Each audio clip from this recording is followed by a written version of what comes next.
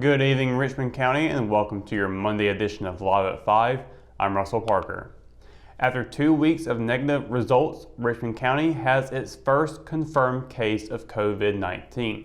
Health and Human Services Director Dr. Tommy Gerald said in a Monday morning press release that the county was notified of the lab confirmation late Sunday. Gerald said the health department will not release any details regarding the identity of the confirmed individual. A map featured on charlottestories.com over the weekend showed Richmond County in white surrounded by a sea of red as cases continue to pop up in the Carolinas. Gerald recommends Richmond County residents follow Governor Roy Cooper's stay-at-home order and, when out, practice social distancing by maintaining a 6-foot distance between other individuals. On the state level of the COVID-19 outbreak, the North Carolina Department of Health and Human Services showed over 2,800 confirmed cases. Across the state, there are 33 reported deaths in relation to COVID-19, with 270 hospitalized. As of this afternoon, the website is not showing Richmond County's first case. Out of the 100 counties, the website reports 89 have a case, adding in Richmond's put 10 without a confirmed case. Crews battled a wildfire on the state line over the weekend for roughly 17 hours. Officials with the North Carolina Forest Service station in Rockingham say the Osborne Swamp Fire was extinguished sometime between 10 and 11 p.m. Although the official damage hasn't been determined, it's estimated the fire burned about 150 acres. Hamlet Fire Department's Assistant Chief Richard Lassiter said crews were dispatched around 5:45 a.m. on Saturday. One passerby with South Carolina plates told firefighters at the scene that he had driven by around 4 a.m. and thought it was a controlled burn.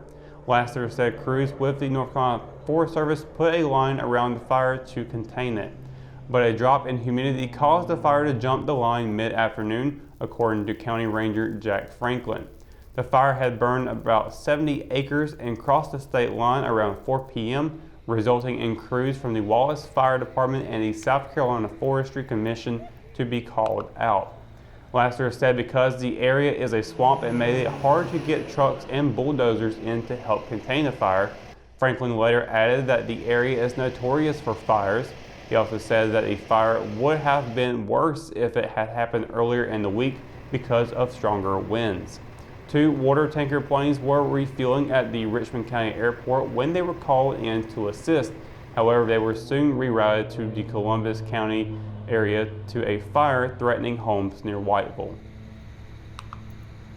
North Carolinians who have filed for unemployment insurance because of COVID-19 won't see payments for at least 2 weeks. That's according to state officials during a news conference on Friday. The head of the state employment office also said roughly 41,000 people have gotten payments. Hundreds of thousands of North Carolinians were left jobless after state and local governments issued stay-at-home orders, shutting down much of the economy to slow the spread of COVID-19.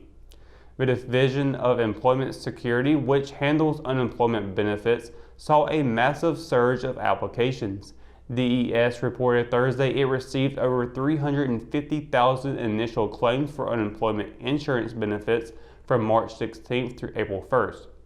A weekly report issued the same day by the U.S. Department of Labor says close to 73,600 North Carolina workers would receive unemployment insurance benefits for the week ending March 21st. North Carolina has paid a little more than 41,000 people, amounting to around $10 million, said DES Assistant Secretary Lockhart Taylor during the news conference with Governor Roy Cooper's COVID-19 task force. Taylor wasn't clear on how many of the 41,000 recipients filed for benefits after the pandemic hit or if they lost their jobs before that. The Cole Auditorium has confirmed new dates for the remaining 2 shows of the 2019-2020 DeWitt Performing Arts Series. The Broadway musical An American in Paris has been rescheduled for June 19th, and country music artist Phil Vaser will perform July 30th. Both shows will start at 7:30 p.m. Tickets purchased for the previous show dates will be honored for the new ones. Anyone who has misplaced tickets for either show should call the Cole box office at 910-410-1691. Tickets are still available for both shows and can now be purchased online at richmondcc.edu. When we return, we've got your Live at 5 weather report. It's coming up right after the break, so stay tuned. Do you want a healthcare career? Certified medical assistants are multi-skilled healthcare professionals capable of completing administrative and clerical tasks, making them a valuable member of the healthcare team at medical clinics, doctors' offices, and other healthcare facilities. According to the U.S. Bureau of Labor Statistics, the employment of medical assistants is projected to grow 23% over the next 8 years, much faster than the national average. At Richmond Community College, our medical assisting students are trained in our cutting-edge Simulation Learning Center, giving them hands-on experience with high-fidelity mannequins that simulate real-life patient interaction. In addition to clinical skills, our students also receive instruction in scheduling appointments, coding, processing insurance accounts, billing, collections, and medical transcription. Complete the medical assisting program in just 2 years and start your lifelong career today. Visit www.richmondcc.edu to learn more about enrolling in the medical assisting program at Richmond Community College or call 910-410-1700. McNair Auto Sales is the place to buy your pre-owned car, truck, or van. To be the best, it takes big selection, friendly staff, and great pricing. We guarantee a no-hassle buying experience, and financing is available right on site. So come see us today. We're located at 1026 East Broad Avenue in Rockingham. And remember, with over 40 years of experience, you know McNair is the name you can trust.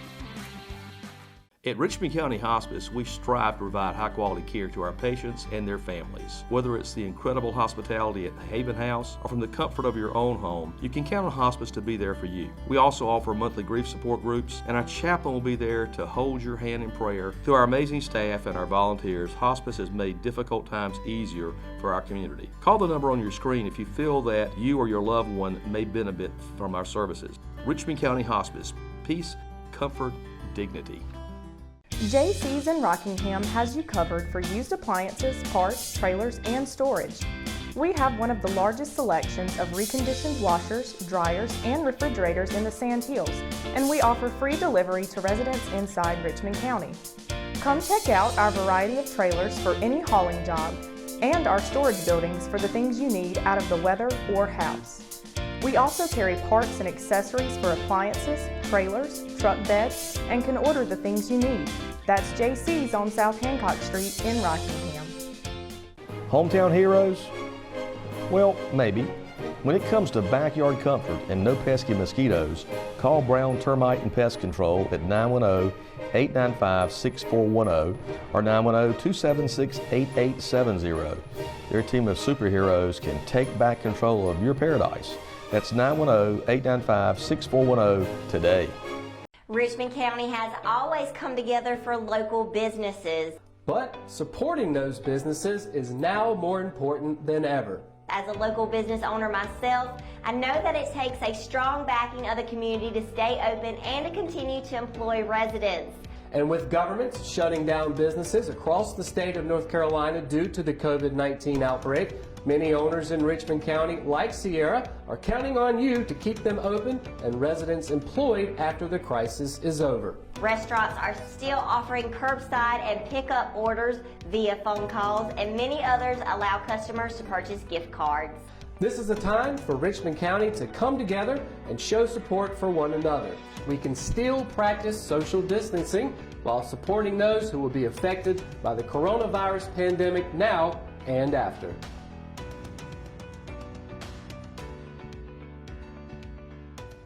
Your Live at 5 weather report is brought to you by RO Yellow, Richmond County's new online business directory. Happy Monday, everybody. Hope you're having a great day, and hopefully you had a great weekend as well. Really nice weekend we had. A lot of sunshine, 70-degree weather on some parts of the day. Not a bad weekend at all to have, but we do have a little bit of rain tonight. We're taking a look at 7 o'clock. We have a 50% chance of shower, 76 degrees, but that's the only time frame we're really seeing any rain. After that, it's moving on, and then we're going back into part cloud skies for tonight at 9 o'clock. 68 degrees. Sunset going to be at 7:45. Might be missing that depending on if we get that rain or not. It's a coin toss if we get it, but just be mindful of that if you're going to be out this evening. We have a waxing gibbous tonight for the moon. Now taking a look at a 7-day forecast, a really mixture of temperatures, not just temperatures, but with the way the sky's going to be looking tomorrow, depending on what part of the St. Helens region you are in, you're going to be seeing a little bit different skies. From the northern end, we got sunny skies going down all the way down to Bennettsville, Lumberton, where you see a 30% chance of thunderstorms in the area. But partly cloud skies in the middle of those two areas. So Fayetteville's going to be a high of 83, low of 65. Rayford, high of 83, low of 64. Down in Lumberton, it'll be a high of 82, low of 64. Over in Scotland County, it'll be a high of 83 and a low of 64 there. Up in Southern Pines, it'll be a high of 83, low of 63. Back here in Richmond County, Ellerby and Rockingham Hamlet, everybody's going to be seeing a high of 82 and a low of 62. Bennettsville will be seeing a high of 83, low of 64. And across the PD in Wadesboro will be a high of 82 and a low of 64 there. So again, northern end of the region, sunny skies.